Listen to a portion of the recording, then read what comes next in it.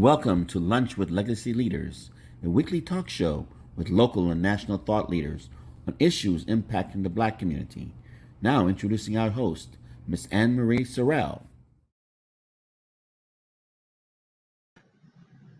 Good afternoon, everyone, and welcome to Lunch with Legacy Leaders. I am your host, Anne-Marie Sorrell, President and CEO of the Mosaic Group. I want to welcome you and thank you for joining us this afternoon. We are excited about our guests today, but first I want to thank our sponsors, Florida Power and Light and the Florida Lottery, for partnering with Lunch with Legacy Leaders. So we're going to get right to it because, as you guys know, we're a short talk show that wants to get you the information you need right away. So we're going to bring on our special guest today, Broward County Sheriff Gregory Tony. Hello, everyone. Thanks for the invite. Thank you. Thank you so much for joining us. I know you have so much going on right now in the community, so we really appreciate you taking the time to be with us today. I just want to read your bio real quick so that our audience can get to know you better for those who may not be familiar with you and your background. So Sheriff Gregory Tony brings a wealth of experience, expertise, and knowledge to the Broward Sheriff's Office, cultivated from his long career serving in a variety of law enforcement and public safety capacities. Throughout his career, he has led by example and worked tirelessly to fulfill his promise to keep our community safer. The Philadelphia native moved to the Sunshine State to play college football at Florida State University, go Noles, under the leadership of legendary coach Bobby Bowden. Everybody loved Bobby Bowden. I was in Tallahassee at that time. And FAMU, of course. Exactly, go Rattlers. He graduated from FSU in 2002 with an undergraduate degree in criminology. He also holds a master's degree in criminal justice from Nova Southeastern University, go Sharks, and has worked as an adjunct professor for 8 years. Man, we have a lot in common here. Sheriff Tony began his law enforcement career in 2005 with the Coral Springs Police Department, where he served on the SWAT team for 5 years and rose to the rank of sergeant. He also worked in narcotics investigation, burglary apprehension, street intelligence, and field force. With a passion for saving lives and all too aware of the numerous active shooter and mass bombing tragedies occurring throughout the country and around the world, Sheriff Tony left the Coral Springs Police Department in 2016 to focus on running Blue Spear Solutions. The security firm specializes in providing both public and private sector with active shooter and mass casualty training, and provide schools and businesses with threat assessments. The training platform is being used by thousands of people across the globe. As sheriff, he pledges to educate all Broward schools as quickly as possible with his life-saving training. Sheriff Tony was sworn in on January 11, 2019 to lead the Broward Sheriff's Office. He promises to bring the same work tirelessly, work ethic, and leadership quality he's displayed throughout his career to BSO, ensuring it remains the finest public safety agency in South Florida. Wow, what a resume. Sounds good when you're reading it. It is good. It's all good. So congratulations on all your accolades and achievements. So let's get right to it, because I think your bio really explains, why you're in the position you're in, and seems that you've been prepared for some of the things that you're facing right now. So the relationship with law enforcement in the Black community in America has had its challenges dating back decades, and therefore there's a lack of trust in our community as a result. This fact, coupled with your appointment by Florida Governor Ron DeSantis, how have you been able to earn the trust of the Black community in Broward County? And what methods have you taken to do so? Sure. I think the comment on the question is a little misplaced. Law enforcement mistrust in the Black community, our community, doesn't go back and span just a decade. We're talking about hundreds of years. And much of that is because this very uniform in which I'm honored to wear was used to suppress us from the ability to write, to live in a fair manner in this country, whether it be from slavery to segregation to Jim Crow, so on and so forth. And so I've always tried to relate back to the community. One, I understand because I live it. I'm the first African-American sheriff in this agency's history of 105 years. And you kind of highlighted on some of the things that I've been where I've come from in terms of background. But long before, I was a law enforcement officer, I was that young kid with a knee on his neck. We're talking about George Floyd's murder. And so before this would transpire and occur in Broward County, one of the key things I wanted to do was bring forth real accountability and transparency in terms of how we deal with our law enforcement officers when they step outside the lines of the law, when they misuse their powers and abuse people. And we put a multitude of checks and things in balance in place. And we'll talk a little bit more about them as we go on. But we also had to be an organization that was really involved in community engagement. This agency has roughly $1 billion operating budget and affords a great deal of latitude to use those funds in a manner that's not just going out and arresting everyone and putting handcuffs and doing the, protect and serve model of law and order. We do much more than that. So I reallocated funds to make sure we would be much more inclusive with our neighborhood support teams, getting our deputies out of the vehicles, starting to build more community partnerships across all spectrums, from the LGBTQ community to the Black community, Hispanic community. So people actually have a voice in this agency, and that we have an understanding about what the real concerns are on the street level, and not just, look at things from an administrative standpoint and discount the realities that racism still exists. It certainly is part of the criminal justice system. I've had to weed out elements even here within BSO, bringing more balance in terms of diversifying this agency, which is key for us to trust in terms of the Black community, to trust the people that are in here. We need to look like the community. And I put forth the most diverse command staff in 105 years. My undersheriff is the first African-American female to hold that post. And so we started there, but we also knew to gain public trust, I would listen to my community stakeholders, my mayors, my city commissioners. And Anne-Marie, they would say, we don't have enough Black deputies on the road. So I had to really look at the numbers. And I think when I first came in, out of our sworn law enforcement personnel, roughly 1,500 deputies, only 200 of them, give or take a little bit more, a little over 200, were African-American. Wow. And so that's automatically kind of a red flag for me, to see that as diverse as Broward County is, that we didn't have enough law enforcement officers in those roles. And so we built out recruiting. I know that's a little long-winded on the first question, but I can go all day. We've been really busy here. No, that's really good. And I think that's so important, because if we're talking about really affecting change, the recruitment piece and getting more Black men, Black women into law enforcement is going to be critical, and not just in law enforcement, but into those decision-making and leadership positions as well. So kudos to you for launching that recruitment effort. And I do want to just add on to that, because one of the things I did observe way back, and you can maybe help us out on where BSO is in this effort. I know a while back from a business standpoint that there was an effort for BSO to do more work with Black-owned businesses and minority businesses in the community. How is that effort going under your leadership? Has there been more enhancements, more changes? Are you buying more with Black businesses and minority businesses? No, that was a crucial area as well. When I started to examine our vendor contracts and who we were doing business with, you could clearly see that we had a disproportionate number of vendors who were not part of the minority community, whether it be Black, female-owned businesses, things of that nature. And what I committed to is making sure that we would start putting forth, a balanced approach in how many vendors are given opportunities, whether it be our cleaning services that we use to help out our facilities, whether it be food services and things of that nature that we are bringing in to again, bring more balance out to where are these funds going? Because if our small Black businesses in the county are not given the same type of opportunities for revenue streams, then they fail, then they don't survive.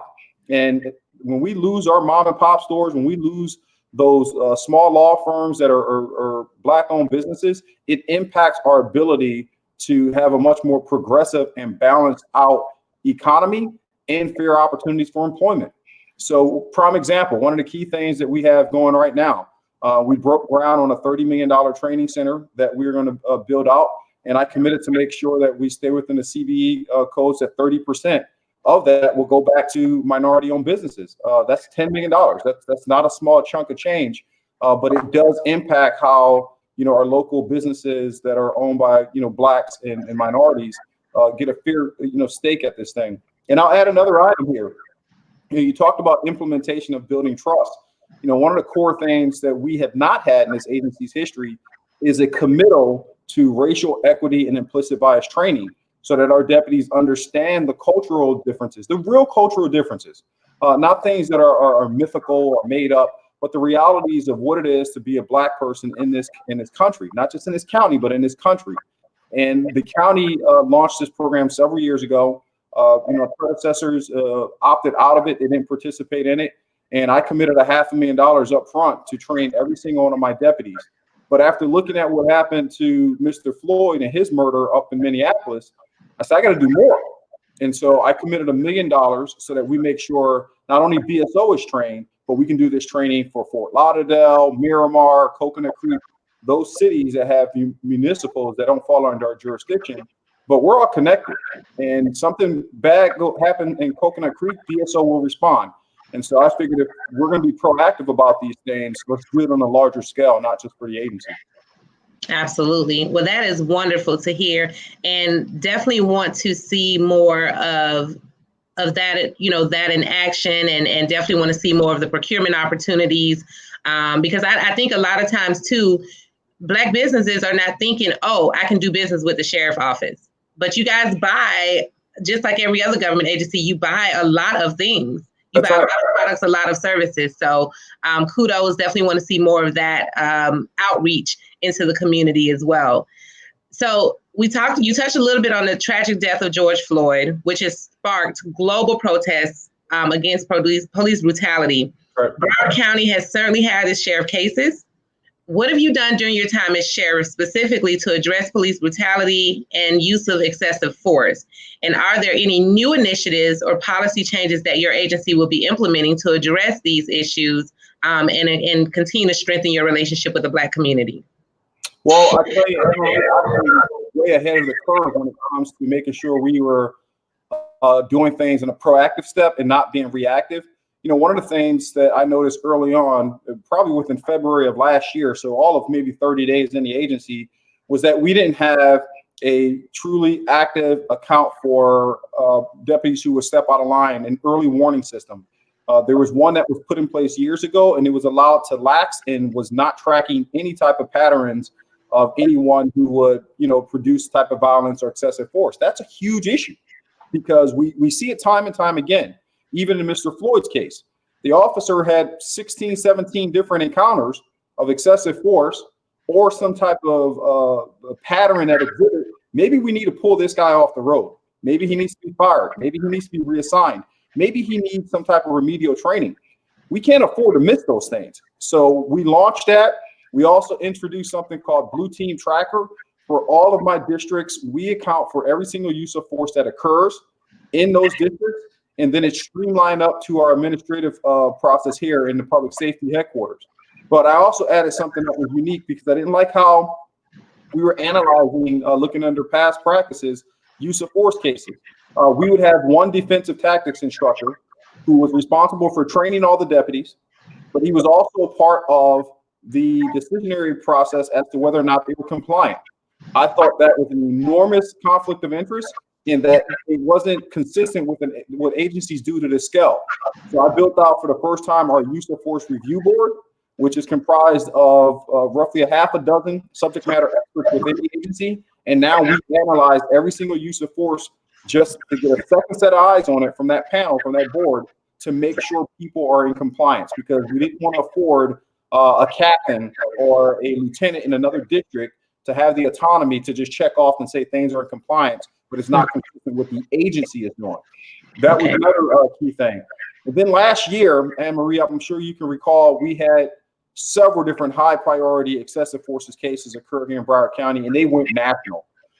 And what we had in place, it's been in place for about 30 years now, is something called the Professional Standards Committee. The Professional Standards Committee was designed to bring both law enforcement administrators and civilians together to sit on this committee and review all of our internal affairs investigation cases, and then provide a recommendation for what they think would be an appropriate discipline level.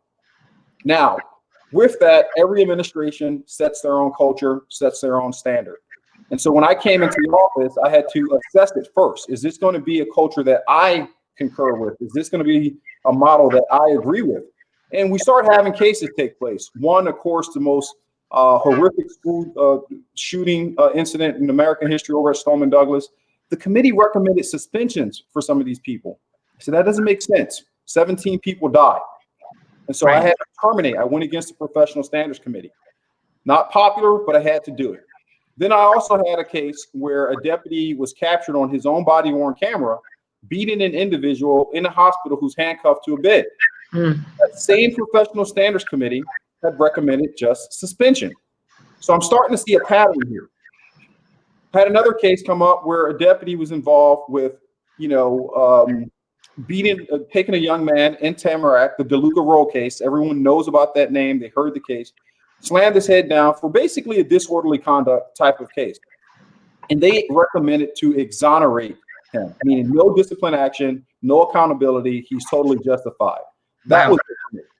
At that point, I decided I was going to reset the Professional Standards Committee, vacate all 11 posts, and I brought in a more balanced group of individuals from the administration. I interviewed every single one of them, let them know what my expectations were. But then I wanted to bring in civilians who can make good arguments in these rooms. So I hired attorneys. I brought attorneys on. I brought in a former U.S. attorney prosecutor who's outstanding. And I said, what else can we do to bring balance? Because for so often, and you probably heard about this in the news, the union representation in these rooms take on a very aggressive bullying effect. And civilians had a hard time with that. So I hired a judge to be the chairman. We've never had a judge chair the Professional Standards Committee in the history of this agency. Julio Gonzalez, Dominican brother, who is doing a great job in there. So we put these things in place, and now I'm being able to get recommendations that make sense. But at the end of the day, this comes down to simple leadership. If the men and women are not in compliance and the recommendations are not suitable, the community needs to know that I have the strength and fortitude to go against the grain when it means doing the right thing for this community and not just this agency. Well, and I love that, because it's so important as leaders that when we're in positions of leadership that we do what's right and not what's popular. And a lot of times leaders fall into doing what's popular, especially, for yourself. You have to be reelected. You have to be elected to your position. Yes, you were appointed initially, but for future, you have to be elected. So you have to really, have that decision of, okay, am I going to do what's right for the people at the end of the day? Because that's what I've been sworn to do. Or am I going to do what's popular and what's going to, get me votes or you get me political clout or whatever that may be. So I definitely applaud you for taking the steps to do what's right and not necessarily what's popular.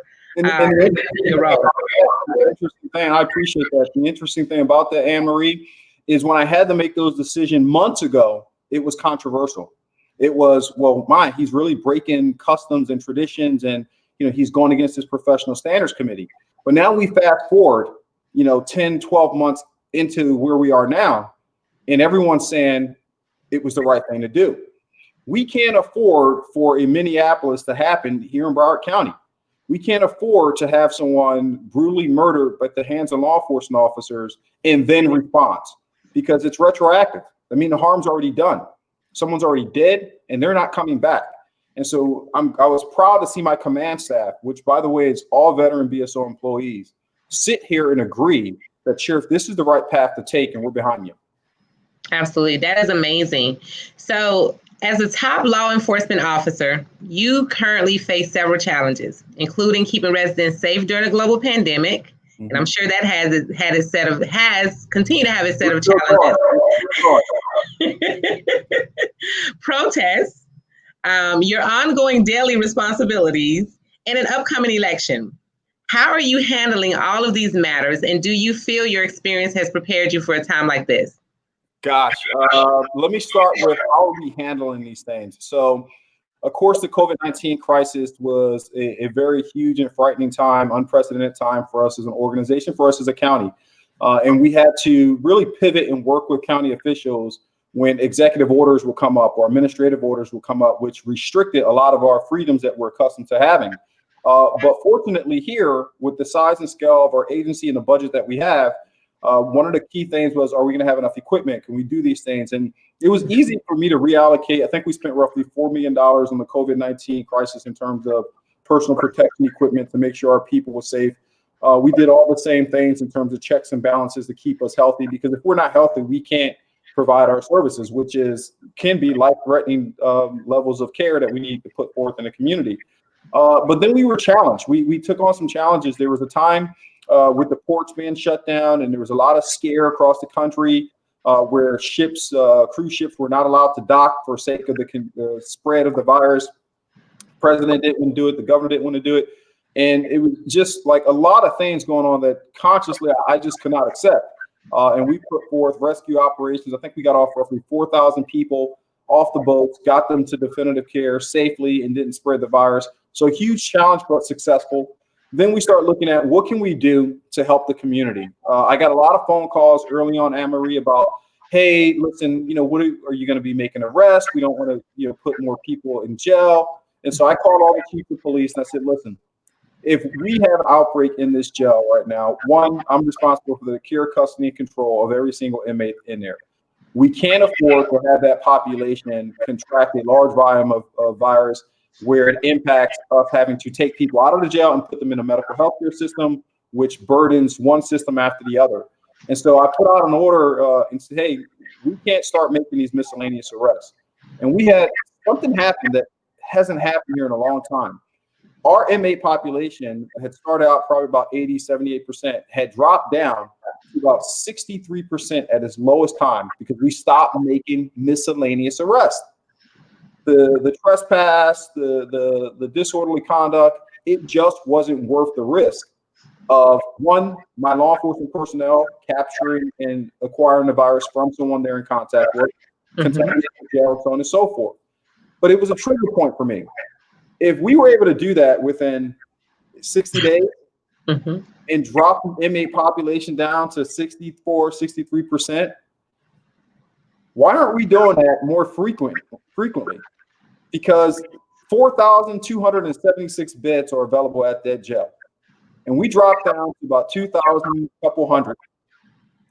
We didn't have any major issues.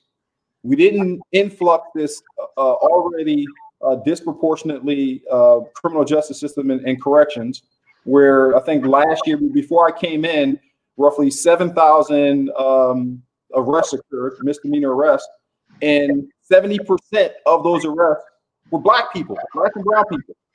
4,900 people of color in this jail. And so new practice, we are pushing civil citation like no other. We're pushing adult citation programs and juvenile to help mitigate this influx of people going into our jails. If you're not familiar with this, Anne-Marie, the operating costs for the jail is roughly $278 million every year. Wow. And my thought process is, wait a minute, okay, if we can cut the population down by increasing arrests, then that means I have more latitude to take some of that money, some of that $278 million, and put it into programs that keep people actually out of jail and help uplift them out of the poverty and things that so often impact criminality. Wow. That is literally music to my ears. So that's the COVID-19 crisis. But now we're back. Now we got to talk about where we are with, the more serious aspect about how do we change the police reform aspect. I hit on all the things that we've already done and put in checks and balances for accountability and transparency. But I also looked at, the investment of $1 million into racial equity and implicit bias training.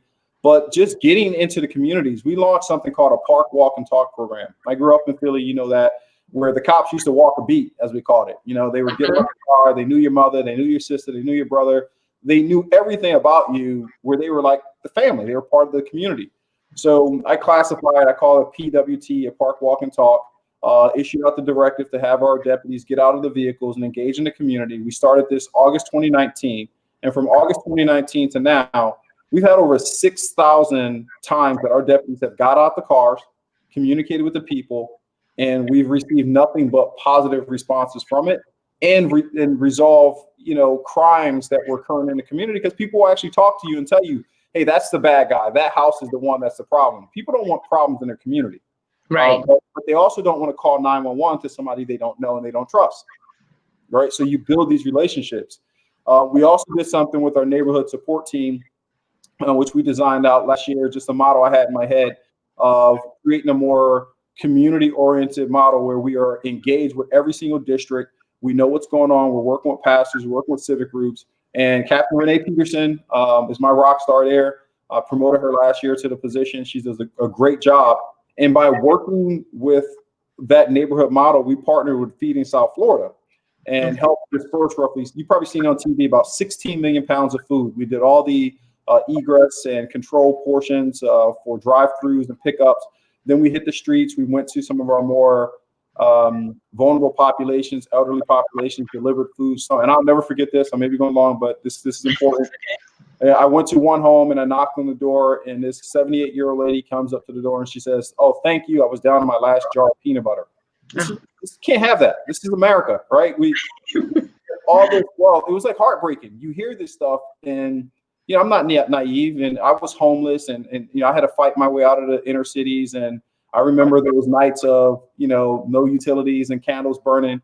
But when I'm in this role and have such a large reach to go out into certain communities and see it and know you can touch it and change it, that's the most rewarding part of this job. Wow.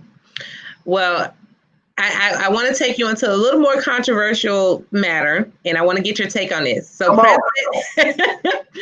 President Trump pitches, right? President Trump, as you know, recently signed an executive order for police reform, and I want to get your thoughts on the order, and is it enough? Is it enough from our federal government with the information that's in there? And you know a little bit more about it than I do, I'm sure. Sure. So, second, I can't give all the specific details, but I will say one of the things, and this had come up in several other administrations beforehand, was the implementation of a national tracking database for officers who are removed or terminated for whatever reasons, to ensure that if I have to fire somebody here in Broward County, that they don't get an opportunity to go apply in Ohio and do the same thing and hurt, harm, kill, or injure somebody up there because they weren't qualified for it. I think that was probably one of the more substantive things that I've seen. But when we start looking at what we can do, I've learned this from COVID-19. We can't rely on the federal government to bail us out and take care of us. We can't rely on state government either. We have to be self-sustaining here in Broward County to do what's right for our people, to make sure that we have the resources in place to handle it. Now, as a constitutional officer in this particular setting, I have a huge latitude to do more. And you heard about those things that I've done more.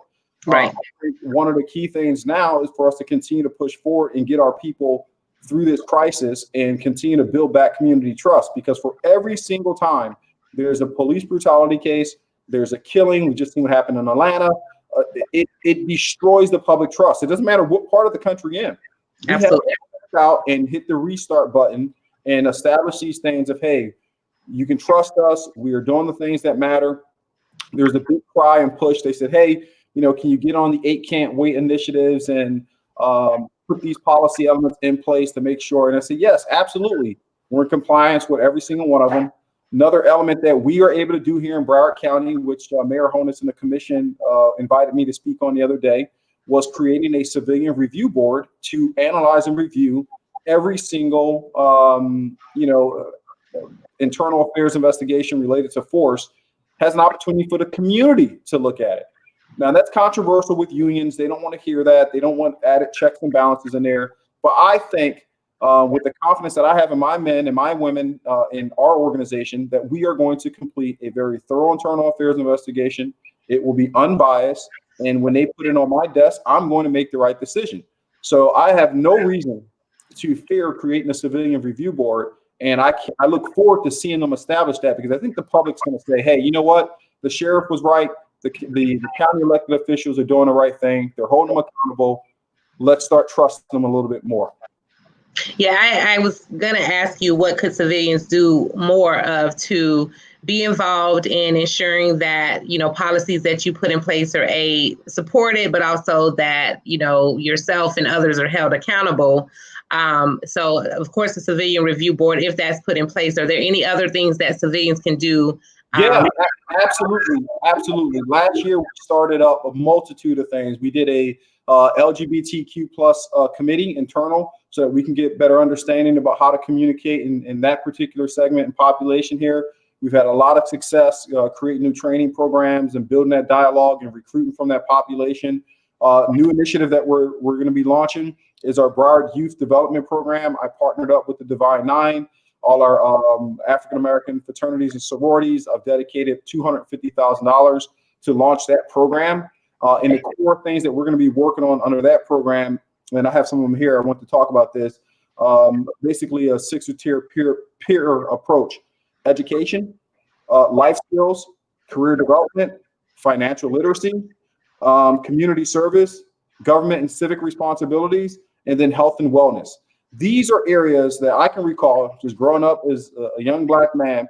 I didn't have access to all these things. I had to fight and hope to find them and develop them later in my life. And so you're already behind. When I talk to, and it's interesting when I share conversations with my friends who are Caucasian, and you listen to what their kids are dealing with and the educational opportunities they're getting when they're like 13. I'm like, man, I didn't get that until I was 17 or 8 or 25. Like some of this stuff. So there's like a catch up. There's just a legitimate separation of equality and opportunities. And so I brought this program up to the county. They were excited. It looks like they're going to match it or maybe earmark some funds.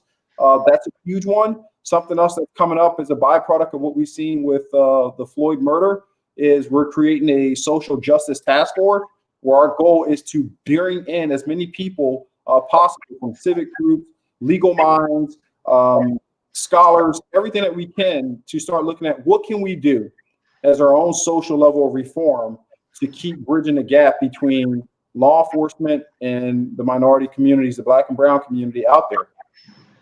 Absolutely. So I know we're short on time. The last question, people are dealing with a lot right now, from impacts of COVID-19 on their mental and physical health, economic uncertainties, the harsh realities of systemic racism. What advice can you offer to our audience and to Broward County residents in these unprecedented times? Gosh, I would say I'm optimistic. And for all that we are enduring, I'm somewhat of a historian, and I look back on things. We've been here before. 1960s, we were facing, a major medical crisis and pandemic. We were dealing with racial issues and injustices, and we've made some progress, but we are far from completing this battle and winning it. But the one thing I think we can capitalize on is the response that we've had with the Floyd murder. The response: 50 states participated in the Black Lives Matter movement, 18 countries, right? There were countries where the predominantly crowd of protesters were white. Yeah. Very few Black people. Amsterdam. That's powerful. That's powerful. We're bridging that gap where it's important we're educating each other. There's more, regardless of all the polarizing politics that we're getting out of the federal system in DC and the things the president is saying. As a country, we're still responding on a much more considerate manner.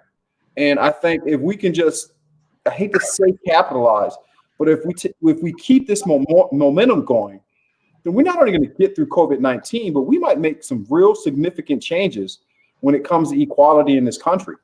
So I'm still smiling.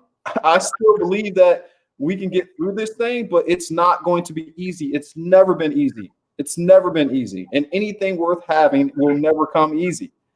There's going to take a lot of sacrifice. We're going to have some more hard days. We're going to cry some more. We're going to be more angry. We're going to face more things that are injustice, but we need to keep moving forward and not forget. Anne-Marie, every time a tragedy happens, regardless of what type of police brutality or even on a national scale, 9/11, we lose momentum. For 30 days, we all unite. We're all upset. We're all passionate. We want to go in the right direction. And then after 30 days, we don't remember what happened. Move on to our own lives. We move on to our own personal agendas, and we don't focus on the global impact of what can I do for somebody else? Maybe I'm not Black. Maybe I don't understand. I didn't live that plight, but I'm sympathetic to it, so I have to fight just as hard. That's what's going to move this country. So I refuse to be cynical. I refuse. I think it's just going to take more work, and I hope that people would rally with me and help us do the things that we can to help this community. You know, we're spread across 1,300 square miles. We touch everybody. We just need to touch people the right way. Absolutely. So all of these great initiatives that you've mentioned, Sheriff Tony, how do we find this information? Because I think that your story, the things that your agency is doing in the community is worth telling and making sure that, especially in the Black community, we're aware of these different initiatives and the ways that we can get involved as civilians. So how does one find this information? Yeah, so to just backtrack and look at everything we've accomplished over the last year in programs, you can go to Sheriff Tony, go to sheriff.org, click on Sheriff Tony Initiatives. Under the initiatives, there's a PDF file that outlines all the significant changes we've made over the last 18 months. We've also just introduced short 2-minute video models where our command staff and personnel are explaining and talking about the changes that we made. You can also go on there to participate, click on our community services department if you want to get involved in any of the programs that we're doing. Sign up, get involved, participate. We'll take anybody who wants to play. Anybody who wants to do some good for this county is invited. And then stay informed. You know, you talk about this election process coming up, and not even touch that. And I'm really, that's another big thing I'm dealing with right now. But the truth trumps all, right? And if the community is educated, if they see what's going on, if they understand the changes, if they understand how it impacts them, then I'm confident they're going to support this administration. But we have to educate the community. Absolutely. Well, give us that website again, sheriff.org. Go to sheriff.org, click on the hyperlink or landing page for Sheriff Tony Initiatives, and it will outline every single element that we've covered in terms of new programs, initiatives, and even the changes we made in terms of policies and things for safeguarding the community. Absolutely. And then where can our audience follow you on social media? Because we know everybody's on social media. So where can we follow you on social media? Yeah. So first, it is me on BSO Sheriff Tony on Instagram. When I get a chance, I like to talk to the community. So it is me. I always get is this really you? It's me. I'm on there. I can't respond to everything all the time. So don't give me a hard time if I'm a couple days behind. It's a big agency, a lot of moving parts. You can go there, and it's the same thing for Twitter as well as Facebook. Okay, awesome. And please also visit BSO's website and social media pages as well for updates on what's happening with the agency. Thank you so much for your time this afternoon, Sheriff Tony. We really appreciate you. I know you're a very busy man, and please let us know how Legacy and MIA Media Group can continue to support you, and myself individually, how I can continue to support you as well. So thank you so much for your time this afternoon. No, you've been awesome. It's been fun. Thank you so much, and I'll be back. Absolutely. We'll love to have you back. All right, let's do it. We just have a couple of announcements. So we want to thank our sponsors again, Florida Power and Light and the Florida Lottery, for supporting Lunch with Legacy Leaders. You heard it here with our special guest, Sheriff Gregory Tony, who did an amazing job outlining what his agency is doing in our community to not only rebuild trust in the Black community, but also the efforts to reduce police brutality, as well as ending systemic racism and dealing with COVID-19. So many challenges, many issues, but it looks like BSO is doing an amazing job with that. Please look out for our political issue for Legacy Magazine, both Legacy Miami and Legacy South Florida. Our political issue comes out on June 24th in the Miami Herald, as well as the Sun Sentinel. You can also access the issue electronically. Visit miamediagroup.com. And if you are 40 years old or under, our 40 under 40 nominations will open up this week. I think I missed the mark, but I've already done it. Did you just miss it too? We just missed it. So, so for those of you who are under 40 under 40, nominations will open up this week. So please look out for that information. Next week, we will be joined by Broward County Mayor Dale Honas.